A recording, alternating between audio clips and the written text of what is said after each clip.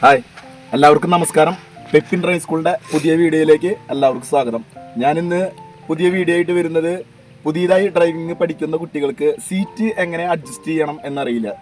സ്റ്റീറിങ്ങും സീറ്റും തമ്മിലുള്ള ഡിസ്റ്റൻസ് എങ്ങനെയാണ് ചെയ്യുക എന്നുള്ളത് അറിയില്ല. അതൊന്ന് പറഞ്ഞു തരുന്നതിന് വേണ്ടിയിട്ടുള്ള വീഡിയോ ആണിത്. അപ്പോൾ നമ്മുടെ സീറ്റ് അഡ്ജസ്റ്റ് ചെയ്യാന്ന് പറഞ്ഞാൽ നമ്മുടെ അടുത്ത് കൈ കൊണ്ട് സീറ്റിൻ്റെ അടിയിൽ ഒരു ലിവർ ഉണ്ട്. ആ ലിവർ അമർത്തി കഴിഞ്ഞാൽ സീറ്റ് ബാക്കിലോട്ടും പുറകിലോട്ടും പോകും.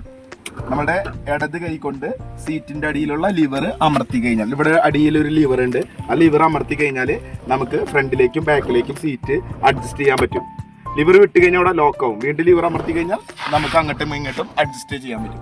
അങ്ങനെ സീറ്റും അതുപോലെ തന്നെ ഡ്രൈവറും തമ്മിലുള്ള ഡിസ്റ്റൻസ് എങ്ങനെയാണെന്നുണ്ടെങ്കിൽ, നമ്മൾ സീറ്റ് ഇപ്പോൾ കുറച്ച് കൂടുതലാണ്. അപ്പോൾ നമ്മൾ കുറച്ച് സീറ്റ് ബാക്കിലേക്ക് ആക്കി കൈയിൻ്റെ റിസ്റ്റ് ഭാഗം സ്റ്റീറിങ്ങിൻ്റെ മുകളിൽ വയ്ക്കുക.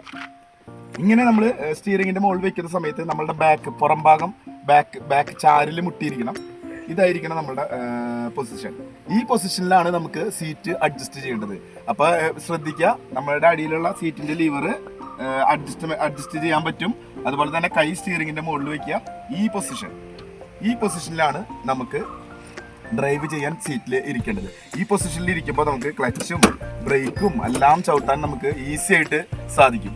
അപ്പോൾ ഇനി ആരും സീറ്റും അതുപോലെ തന്നെ സ്റ്റീറിംഗും തമ്മിലുള്ള ഡിസ്റ്റൻസ് അറിയാതെ വിഷമിക്കേണ്ട. ഇനി പുതിയ വീഡിയോ ആയിട്ട് ഞാൻ വരാം. എല്ലാവർക്കും നമസ്കാരം.